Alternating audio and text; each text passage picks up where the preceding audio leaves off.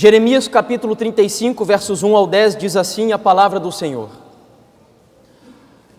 Durante o reinado de Joaquim, filho de Josias, rei de Judá, o Senhor dirigiu esta palavra a Jeremias: vá à comunidade dos recabitas e convide-os a virem a uma das salas do templo do Senhor e ofereça-lhes vinho para beber.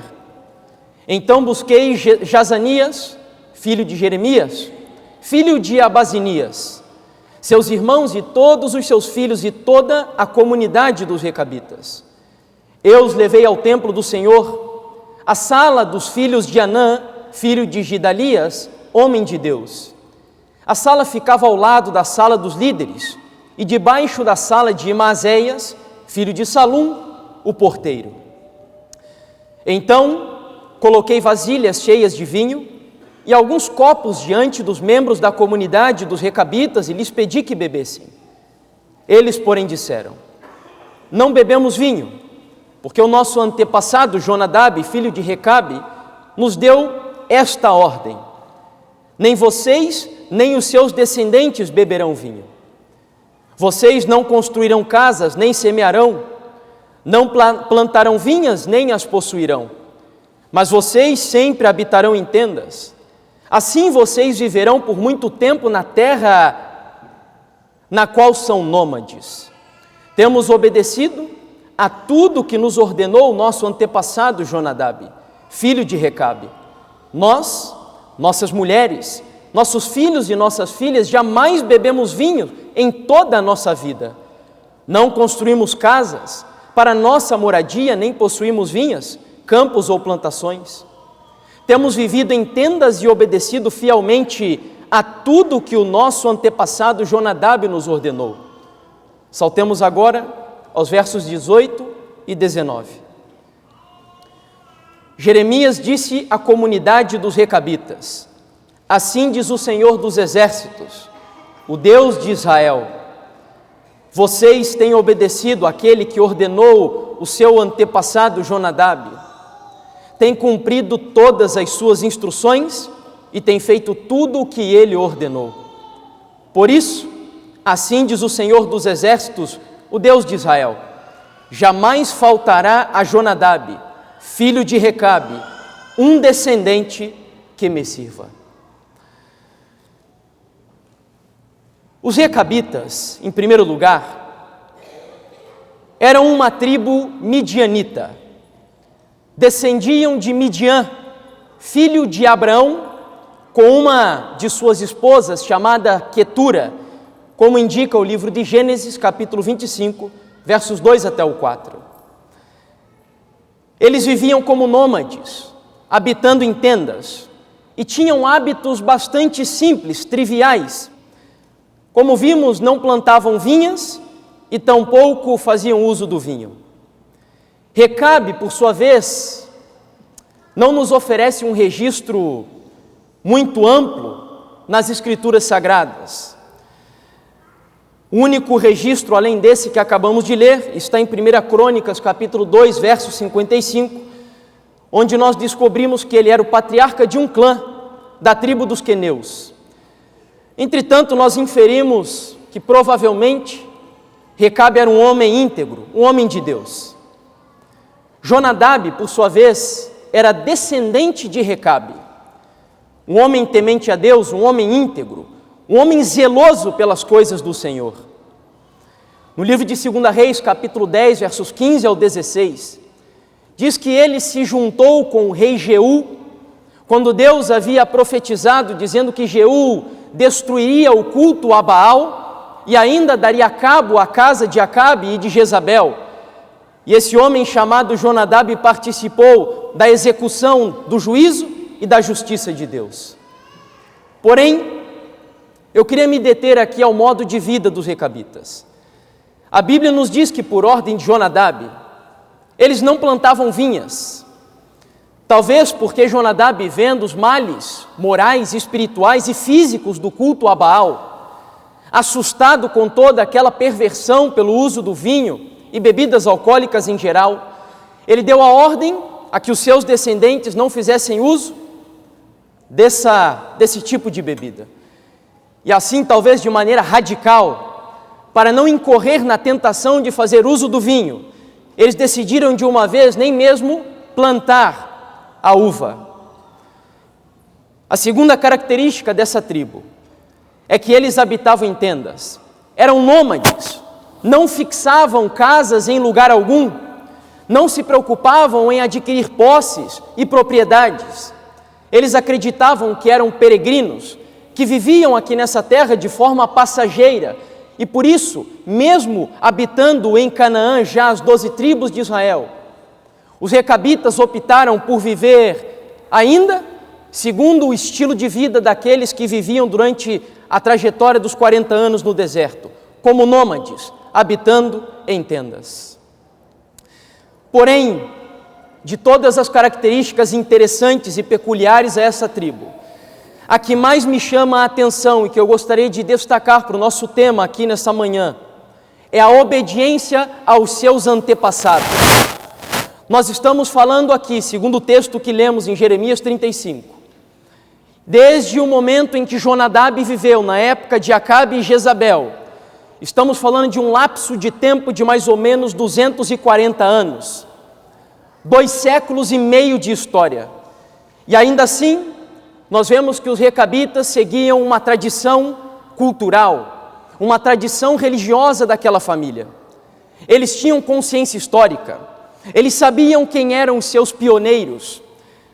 Não à toa nós vemos que uma das famílias que Jeremias chamou ali, apontou para Jonadab, apontou para Recabe, como os fundadores daquela tradição, os fundadores daqueles costumes, daquele estilo de vida, que mais de 200 anos depois ainda era obedecido pelos recabitas. Eles tinham uma memória histórica, eles tinham uma consciência dos seus mitos fundadores, e por isso, preservando a sua tradição, preservando os seus costumes e o seu estilo de vida, essa tribo ainda tinha uma identidade peculiar, tinham hábitos peculiares, um estilo de vida totalmente tradicional. Se nós vamos ao dicionário, a palavra tradição é definida da seguinte forma: transmissão de doutrinas, de lendas, de costumes, durante um longo espaço de tempo, especialmente pela palavra. A tradição é o laço do passado com o presente. E ainda nos dizem uma segunda definição: transmissão oral, às vezes registrada por escrito, dos fatos ou das doutrinas religiosas. O problema é que nós temos uma concepção bastante limitada de tradição religiosa, especificamente falando. E essa concepção, ela é bastante negativa. E se nós olhamos para a Bíblia, de fato, na maioria das vezes em que a palavra tradição aparece, ela realmente é negativa. Jesus condena, por exemplo, a tradição dos fariseus. No livro O Grande Conflito, Ellen White chega a condenar a tradição da igreja medieval, quando ela é colocada acima da Bíblia Sagrada. Porém, o apóstolo Paulo, em 2 Tessalonicenses, capítulo 3, versículo 6, vai nos dar um conceito positivo de tradição religiosa. Nós vos ordenamos, irmãos, em nome do Senhor Jesus Cristo, que vos aparteis de todo irmão que anda desordenadamente e não segundo a tradição que de nós recebestes. Observe que Paulo aqui está fazendo uma admoestação, poderíamos dizer até uma advertência, dizendo que os cristãos tivessem cuidado, porque tem irmãos da comunidade cristã religiosa que não faziam caso à tradição que eles haviam recebido dos apóstolos e também dos discípulos de Cristo. E Paulo diz: se afastem dessas pessoas que estão abandonando a tradição que foi recebida de nós, os discípulos do Senhor Jesus. Um outro texto, esse talvez um pouco mais conhecido, de Jeremias capítulo 6, verso 16, mostra como o próprio Deus dá importância à tradição religiosa. Jeremias capítulo 6, verso 16. Assim diz o Senhor: ponde-vos à margem no caminho e vede qual é o bom caminho, andai por ele e acharei descanso para a vossa alma. Esse texto, ele leva a nossa mente para uma cena de um viajante que chegou em um determinado momento da sua trajetória e se deparou com uma encruzilhada de vários caminhos. E então o Senhor, olhando para mim e para você, como esses cristãos que estamos viajando rumo ao céu, estamos no meio de uma encruzilhada onde nos são apresentadas tantas opções de caminhos a serem seguidos, ele diz o seguinte: perguntai pelas veredas antigas. Olhe para o passado, olhe para a tradição, olhe para os pioneiros, olhe para os mitos fundadores. E deixa eu explicar algo aqui para vocês.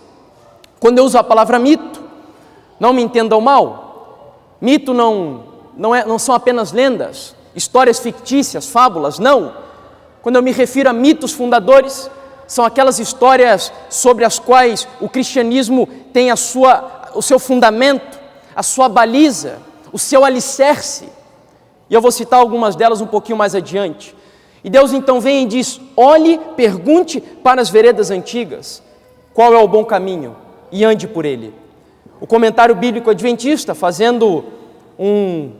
dando uma explicação sobre essa passagem, diz: o caminho verdadeiro era aquele no qual haviam andado os piedosos antepassados de Judá.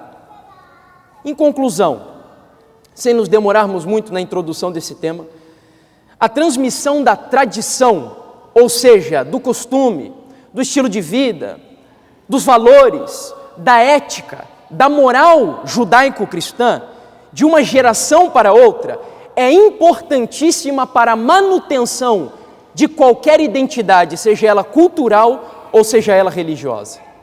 E foi isso que aconteceu com os recabitas. Havia tradição, havia respeito aos antepassados, aos valores dos mais antigos, que eles com muito custo estabeleceram e obedeceram.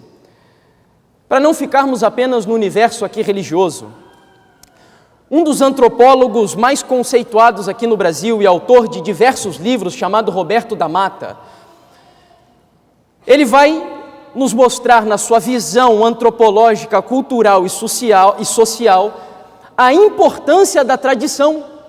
No livro Relativizando, página 53. Sem uma tradição, uma coletividade pode viver ordenadamente, mas não tem consciência do seu estilo de vida.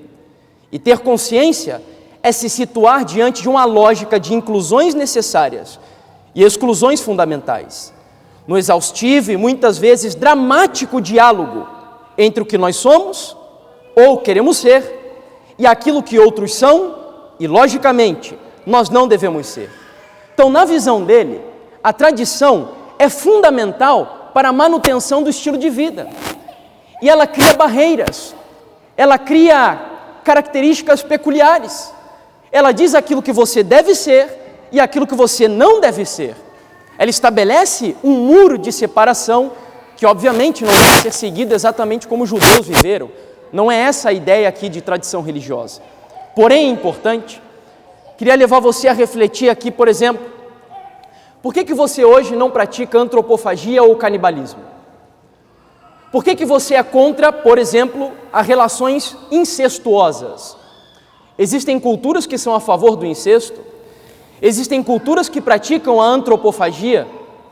Portanto, você herdou alguma tradição cultural aqui no Brasil, que é uma civilização formada por bases, por um tripé, que é o direito romano, a filosofia grega e a moral judaico-cristã. E como você foi influenciado desde criança pela moral judaico-cristã, você é contra a antropofagia, o canibalismo, você é contra o incesto. E eu poderia estender isso ao universo religioso. Porque alguns aqui guardam domingo e outros o sábado. Porque alguns não fazem uso, por exemplo, da carne do porco e outros usam a carne do porco. Porque alguns acreditam que nós não deveríamos, por exemplo, usar joias, e outros pensam que isso não implica nenhum tipo de problema. Apenas para você pensar, e nós vamos entrar um pouco nesses detalhes aqui ao longo da semana, Na página 143 do mesmo livro, ele ainda vai explorar mais essa ideia. Roberto da Mata. É pelo fato de não esquecer certos eventos que um grupo cria e descobre o seu lugar numa sociedade, e uma sociedade a sua posição no meio de outras. Interessante isso daqui, porque se nós trazemos para o universo cristão, a memória a certos eventos ela é fundamental para a manutenção da identidade. Por exemplo, quantos aqui poderiam dizer o que aconteceu no dia 31 de outubro do ano de 1517, que é tão importante para o cristianismo? Por que é tão importante para nós adventistas o dia 22 de outubro de 1844? O que aconteceu no ano de 1863, que é tão importante também para a nossa história? Em 1872, você sabe o que ocorreu nessa época, que é tão importante para o adventismo? Se você não sabe, você está convidado a participar dessa semana. Nós falaremos sobre tudo isso aqui. Agora, para você compreender o assunto um pouquinho mais prático, vamos usar o Brasil, nosso país, como exemplo. O Brasil é conhecido especialmente lá fora e também entre nós como o país do quê? País do quê? Do futebol, não é verdade? O Brasil é conhecido principalmente como o país do futebol. E por quê? Porque nós não paramos de recordar a nossa história, a nossa tradição futebolística. Nós estamos sempre falando da Copa, as Copas lá de 70, de 94, de 2002, lembrando aqueles grandes jogadores do passado, que são os nossos heróis, e como nós recordamos do nosso passado histórico do futebol brasileiro, nós queremos sempre manter um mesmo padrão. Por exemplo, as últimas Copas onde o Brasil participou, nós estávamos revoltados porque o padrão caiu e porque nós tínhamos uma memória do passado, uma memória histórica. Aqui, por exemplo, nessa imagem que foi publicada há não muito tempo no G1, coisas como essa são repetidas frequentemente para trazer na memória da nossa sociedade contemporânea homens que hoje as nossas crianças já não veem mais jogar. Zico, Sócrates, Pelé e etc. Então, a memória da história do passado, ela torna o nosso país um país tradicionalmente como o país do futebol. Porque nós temos uma memória histórica do nosso passado. Agora, vamos mudar o panorama. O brasileiro não é tão patriota como é o americano. Sabe por quê? Qualquer americano, ou a sua maioria, se você fala de John Adams, se você fala de Thomas Jefferson, Abraham Lincoln, eles conhecem muito bem quem são seus pais, que eles chamam de Foundation Fathers, ou então os pais da independência norte-americana. Agora o brasileiro não tem consciência histórica da sua cultura, dos seus mitos fundadores. Eu não estou aqui me referindo apenas a estudantes da área de história, lá nos Estados Unidos, mas qualquer norte-americano conhece os seus pais fundadores. Vocês sabem quem são esses aí? Quantos aqui conhecem, por exemplo, José Bonifácio de Andrada e Silva, Carlos Gomes, Joaquim Nabuco e Machado de Assis? Talvez o Machado de Assis seja o mais conhecido desses. E como nós não temos consciência ou memória do nosso passado histórico, cultural, moral aqui do nosso país, nós não somos um país com identidade nacional. Os brasileiros não têm identidade nacional. E agora, voltando para o nosso universo bíblico, eu queria mostrar a vocês agora como a perda dos valores tradicionais do passado implica, de alguma forma, em um abandono da identidade e da tradição. O que aconteceu com o Brasil, aconteceu também aqui, dentro de algumas experiências bíblicas. Abra sua Bíblia no livro de Juízes, capítulo 2, verso 10.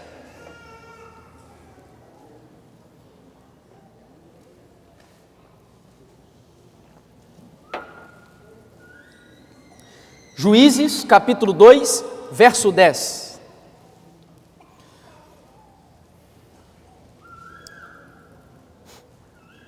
Diz assim: depois que toda aquela geração, é a geração de Josué e Calebe, foi reunida aos seus antepassados, ou seja, morreram, surgiu uma nova geração que não conhecia o Senhor e o que Ele havia feito por Israel. Só até aí é o suficiente. Se você seguir o verso 11 e 12, você verá que a consequência disso foi que o povo começou a oferecer culto no altar de Baal. E por que razão? Porque uma geração depois da geração de Josué, aquela nova geração já não conhecia mais a sua história passada, já não lembrava mais de que o Deus de Israel havia aberto o Mar Vermelho. Eles já não se recordavam mais de que esse mesmo Deus havia derribado as muralhas de Jericó. E como perderam a consciência histórica, como abriram mão dos seus mitos fundadores, como ignoraram os seus pioneiros, aqueles que os conduziram a Canaã e os levaram à conquista da boa terra, eles se esqueceram de Deus, abandonaram a Deus e criaram um tipo de Deus que é um Deus bruxificado, um Deus mítico, mitológico, inexistente na história da Bíblia Sagrada.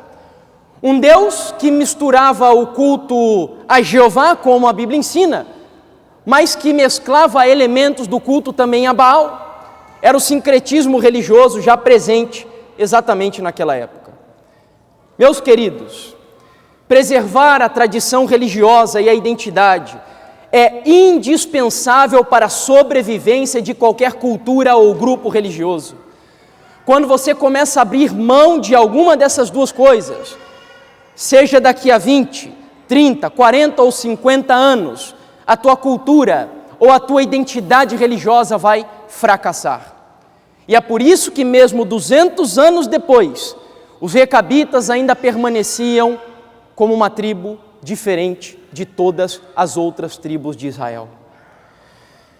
Mas o que significa identidade agora, segundo o dicionário? Tradição, nós já vimos que é a transmissão do presente para o futuro, ou do passado para o presente, de valores.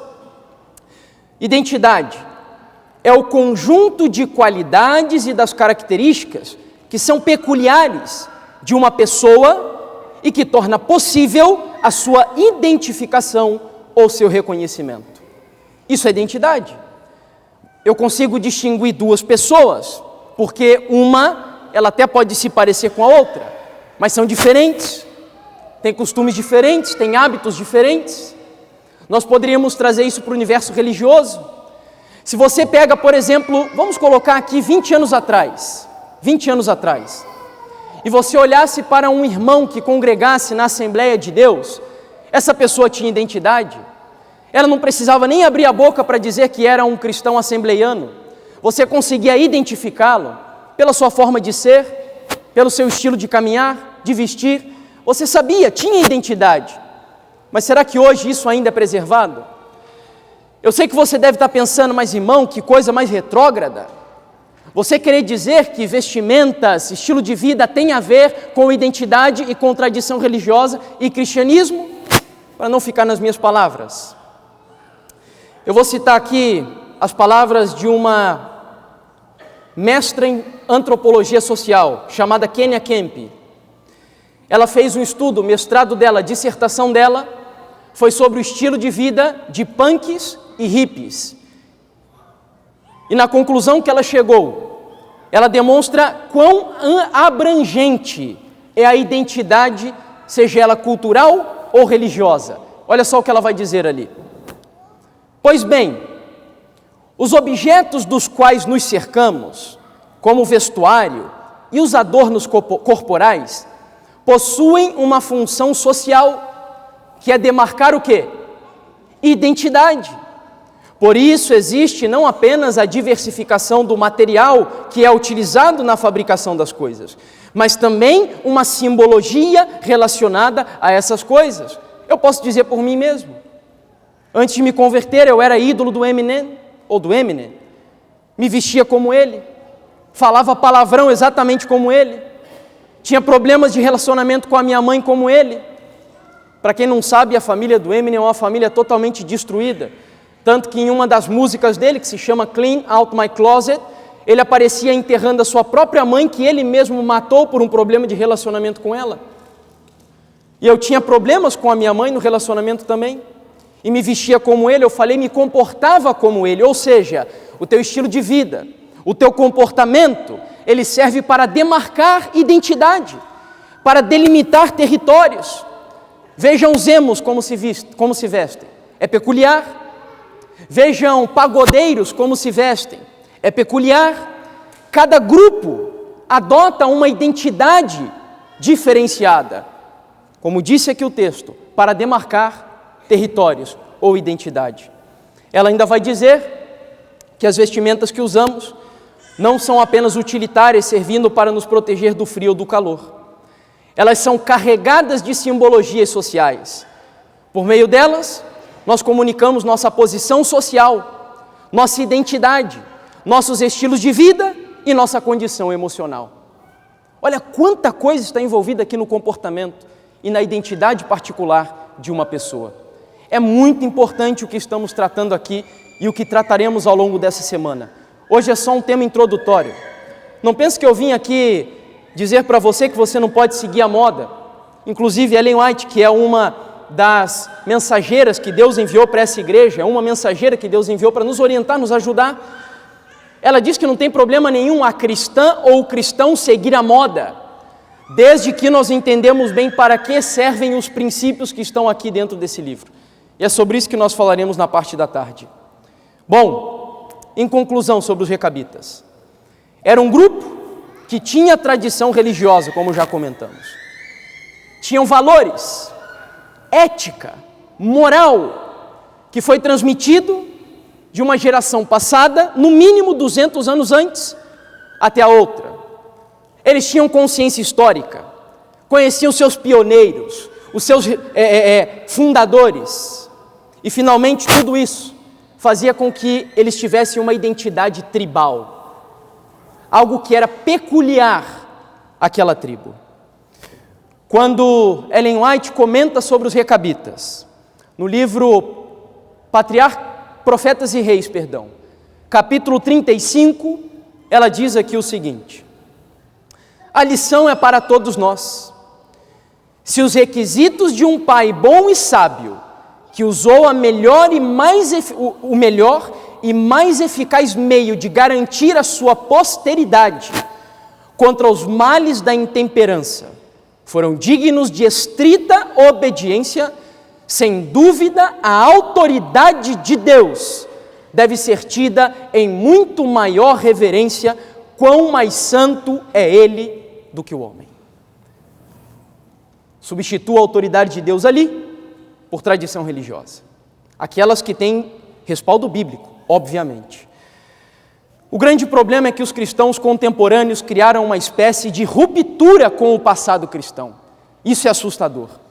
É como se nós estivéssemos vivendo em uma época não apenas da pós-modernidade, mas também da pós-reforma, da pós-decepção de 1844 e até mesmo da pós-verdade, onde verdades absolutas, metanarrativas. Ontem mesmo eu ouvia uma entrevista feita pelo Leandro Carnal na CBN, e ele questionava exatamente isso, que nós perdemos esse conceito de metanarrativas, de histórias que estão acima de todas as histórias que sucedem aqui no nosso mundo, de que há algo transcendente, algo superior, algo que determina e que delimita, sim, territórios, identidades, moral, ética. Nós vivemos em uma época da pós-verdade, como eu acabei de dizer. Nós criamos uma ruptura desesperadora com o passado e, além disso, eu gosto de usar um termo aqui para definir o que eu quero dizer, nós estamos vivendo em uma época de esquizofrenia também espiritual. Eu li recentemente um artigo muito interessante, escrito por um padre, inclusive, falando sobre a geração da esquizofrenia social. Mas eu também creio que nós somos espiritualmente esquizofrênicos. E a grande prova disso, talvez, seja a dicotomia que fazemos entre aquilo que cremos e aquilo que somos. E a fim de comprovar isso, que talvez seja um dos maiores dilemas dessa perda da tradição religiosa e da identidade, eu trouxe aqui uma matéria de uma famosa evangélica e ao mesmo tempo funkeira, chamada Perla. O texto diz: Perla faz ensaio sensual, a fé da música, e um pequeno trecho da matéria diz assim: amadureci muito no gospel, precisava desse tempo, mas minha carreira no funk sempre esteve ali. Hoje consigo dividir a fé da música. Esse é o grande problema do cristianismo contemporâneo. É criar essa ruptura, é criar essa dicotomia entre aquilo que eu creio, como eu disse, e aquilo que eu sou. Lembrando que uma das bestas do livro de Apocalipse, que eu também digo que era uma besta esquizofrênica, e que influenciaria o povo de Deus nos últimos dias, ela parece um cordeiro, mas fala como o quê? Como um dragão. Nós vivemos em um período preocupante. É como se o texto que o Senhor Jesus disse nas suas últimas palavras em Mateus capítulo 24, sermão profético de Jesus, quando ele diz que muitos viriam em nome dele dizendo eu sou o Cristo e enganariam a muitos. Isso não se resume apenas a pessoas como o Henrique Cristo. Não. Talvez nem seja ele o alvo maior do cumprimento dessa profecia. Mas isso também pode ser aplicado a pessoas que usam o nome de Jesus, mas estão criando um Jesus mítico, como eu comentei. Um Jesus tipo Aquiles, um Jesus tipo Zeus. Assim como os gregos criaram e inventaram os deuses segundo as suas paixões, os cristãos estão criando um Jesus Cristo que não existe, que não é bíblico, segundo as suas paixões. Isso é um grande problema. O cristianismo está perdendo a sua identidade. Mas ainda há tempo de recuperar, ainda há tempo de recuperar. Um estudo que foi solicitado pela Associação Geral da Igreja Adventista do Sétimo Dia e divulgado em outubro de 2013, confirma como, inclusive, os adventistas estão mudando a sua identidade. O estudo se chama 21st Century Seventh-day Adventist Connection Study, ou seja, estudo de conexão adventista do sétimo dia do século 21. Milhares de jovens adventistas universitários foram entrevistados, a fim de saber o seu grau de confiança nas doutrinas adventistas. E ali onde está a palavra sanctuary, ou seja, santuário, para baixo, são as que eu vou citar aqui para vocês. À medida que vai chegando mais para baixo do gráfico, são as doutrinas que eles mais têm dúvidas ou não acreditam, depende ali do posicionamento. Em azul você tem creio firmemente, em vermelho você tem creio ou acredito, em verde você tem nem concordo e nem discordo, em roxo discordo, e em azul, tipo um azul turquesa, mais para o final ali, um ciano, você tem discordo veementemente ou fortemente. Quais são as doutrinas de maior discordância entre os jovens universitários adventistas? A doutrina do santuário celestial, a criação em 6 dias num passado recente, o dom profético de Ellen White, a doutrina do juízo investigativo, o casamento entre aqueles que têm as mesmas crenças e, por fim, a crença de que a igreja adventista é a igreja remanescente dos últimos dias. Ou seja, as bases identitárias do adventismo estão sob alvo de uma ojeriza, um ataque ferrenho, especialmente da nossa juventude. E o que nós vamos fazer? Assistir de camarote isso tudo? Eu decidi não fazer isso. Foi o que eu decidi. Para a gente finalizar, eu quero mostrar 2 textos para vocês. Eu disse que isso seria apenas um tema introdutório. Eu espero de todo o meu coração que você venha à tarde. Eu não sei, alguns aqui possivelmente já tenham se programado para viajar, mas eu orei muito para que essa programação acontecesse aqui no JuVV. Conhecendo a tradição dessa igreja aqui em Curitiba, a relevância dessa igreja aqui na nossa cidade, a importância histórica que ela tem aqui na nossa região, é muito importante que tenhamos consciência disso tudo. Essa igreja é muito influente, é uma igreja que marca, tem uma identidade particular, que tem personalidade. E Deus permitiu que essa programação acontecesse. E eu queria te convidar muito para você vir. À tarde às 5 horas, amanhã às 8 horas da noite. Convide pessoas, adventistas ou não, não importa, mas convide. E nós vamos concluir com esses 2 textos. O primeiro deles é um texto daquele que talvez seja o historiador mais renomado do adventismo hoje, que é o George Knight, no livro A Visão Apocalíptica e a Neutralização do Adventismo, na página 56. Ele diz assim: o adventismo desenvolvido nos setores mundiais do século XXI foi domesticado, para não dizer castrado. Temos alcançado tanto sucesso em dizer que somos iguais aos evangélicos, com exceção do sábado e alguns outros detalhes, que nos esquecemos de quem somos, daquilo que nos torna singulares e daquilo que traz sentido à nossa existência. Me explico, não há nenhum problema, nós não temos preconceito com evangélicos, não me entenda mal se você está nos visitando aqui hoje, vocês são nossos amigos, irmãos, e tem um papel fundamental nessa época para cumprir também, onde nós vivemos, essa perda de identidade, como eu comentei. Porém, qual seria a função dos adventistas do 7º dia se nós cumprimos exatamente o mesmo propósito dos batistas, dos assembleianos, dos irmãos da congregação cristã e de tantas outras? É isso que ele está questionando ali. Nós estamos perdendo de alguma forma a nossa singularidade e o sentido da nossa existência. E por fim, Ellen White diz o seguinte: muitos conhecem tão pouco acerca da Bíblia que sua fé é instável. Removem os marcos antigos, a tradição, o passado, e as falácias e ventos de doutrina os levam para cá e para lá. A ciência, falsamente assim chamada, está minando os fundamentos dos princípios cristãos. E os que uma vez estavam na fé vão se afastando dos antigos marcos bíblicos ou dos marcos bíblicos e se divorciam de Deus, enquanto ainda professam ser seus filhos. Percebem?